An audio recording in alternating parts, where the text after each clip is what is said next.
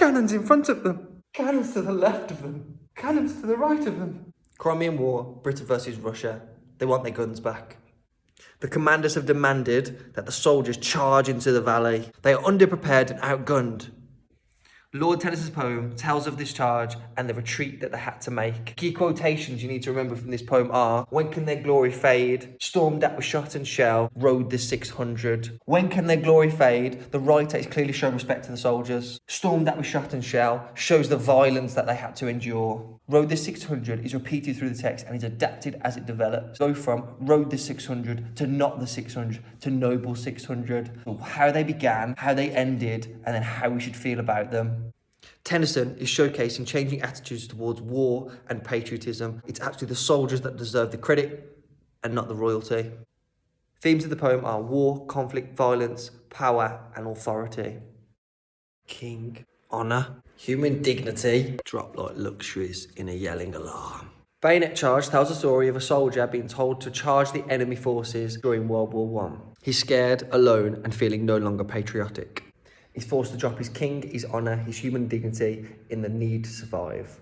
Because of the impact of war on nature, a hair is thrown up from the ground and rolls like a flame. His terror is described as touchy dynamite, as though he's on the verge of collapse, the verge of exploding and hurting other people.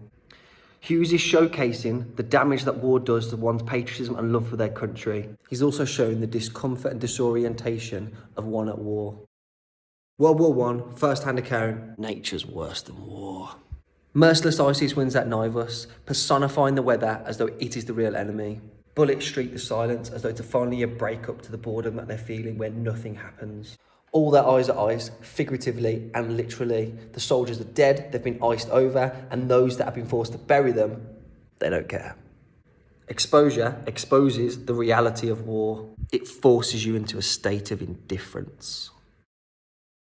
Post 9/11 warfare, guilt and PTSD are rife. As the soldier shoots the looter, he sees every round ripped through his life. When they finally deal with the body, an unfeeling soldier tosses his guts back into his body, carts him off in the back of a lorry, completely indifferent.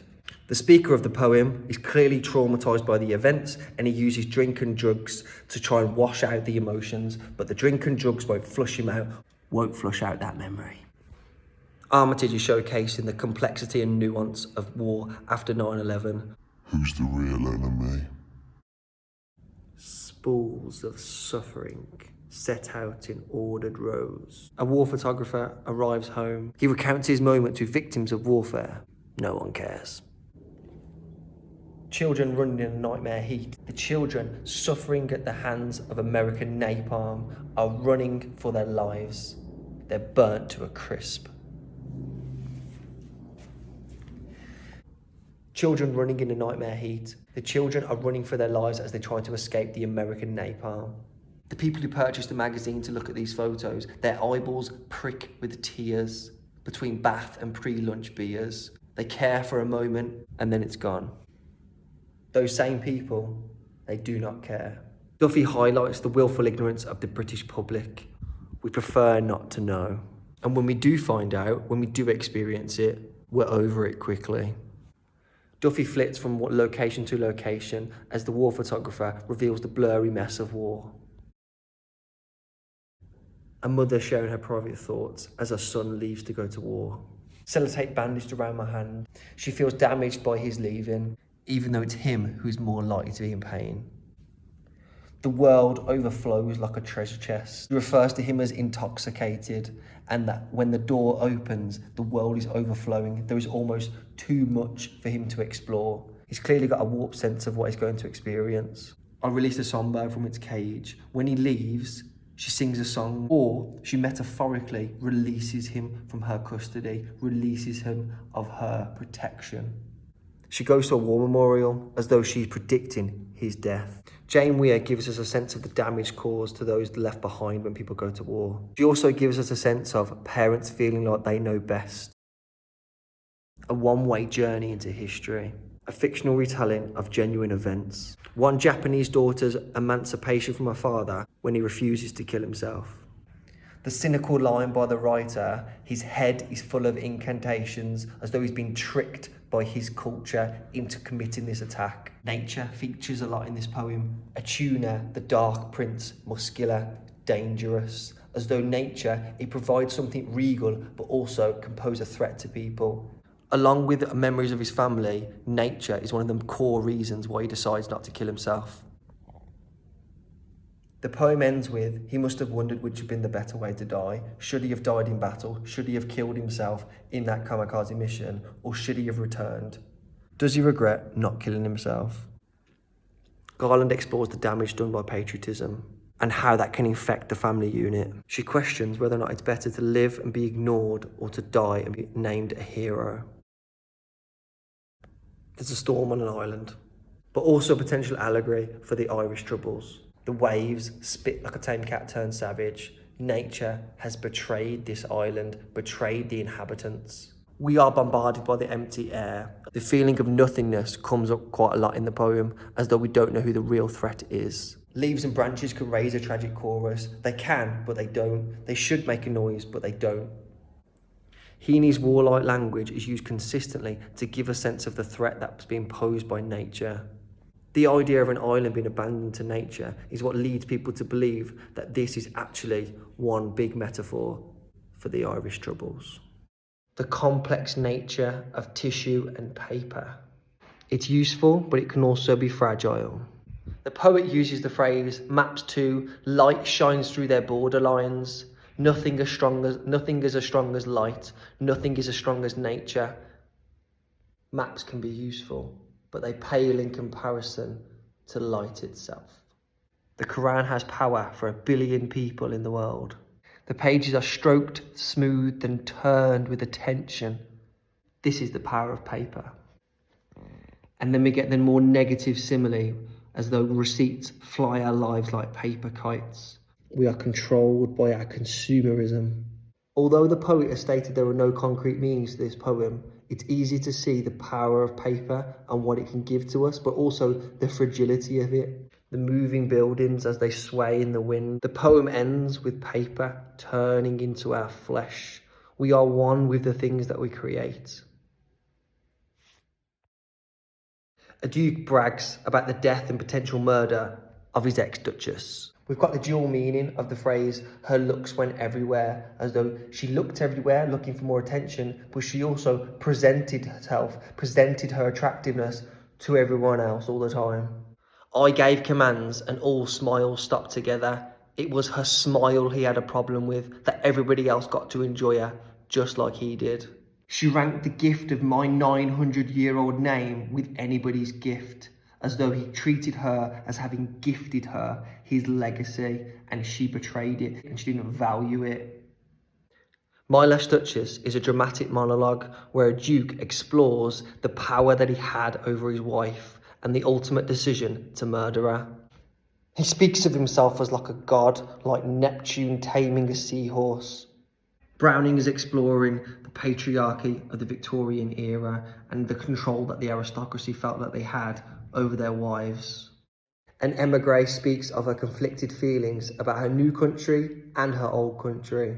She speaks of the white streets of that city as though her city is innocent to her, despite its problems. She refers to her vocabulary as a hollow doll that she's carried with her. It brings emptiness because it doesn't provide any value to her in her new country.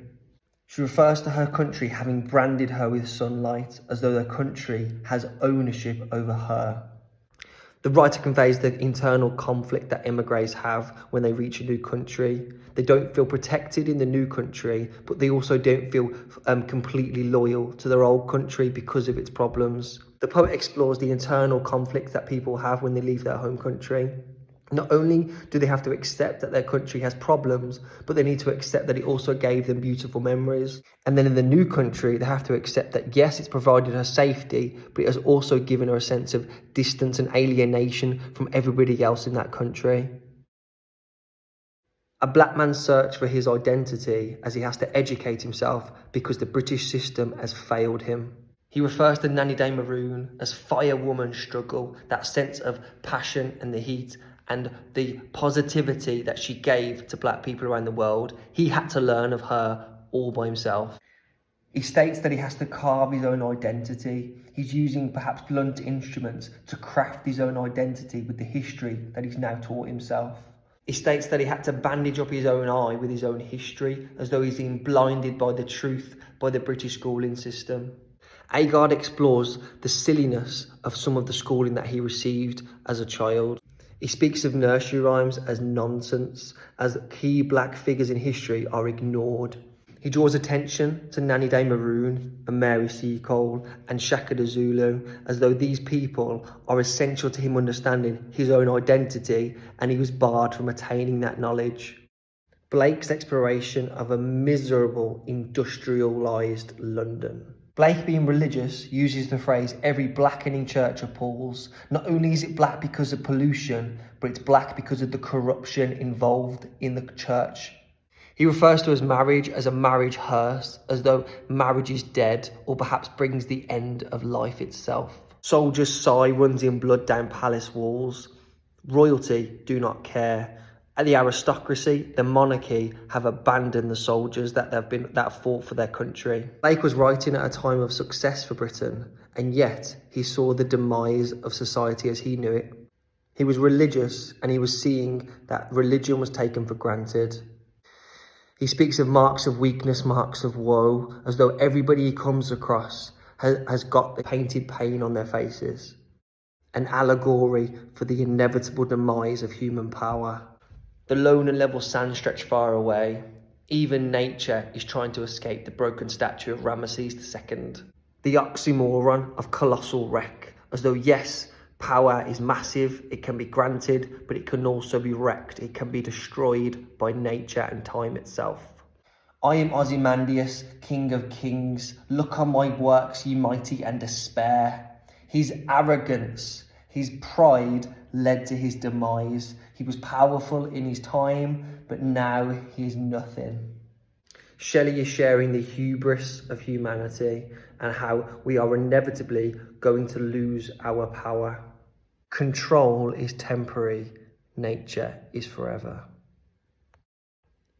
Beautiful nature, frightening nature. There's a mountain and it gives him nightmares. Huge peak, black and huge. It's threatening, it's above him, it's dark, it's mysterious, it is unknowable. He uses the simile of moving through the water like a swan. He felt initially as though he was part of nature before the mountain. The mountain became a trouble to his dreams. He understates the effect of nature that has had on him, but we can see that it has created nightmares for him, long-lasting after the event. Wordsworth showcases the dichotomy of nature. It's beautiful, but it can also be frightening.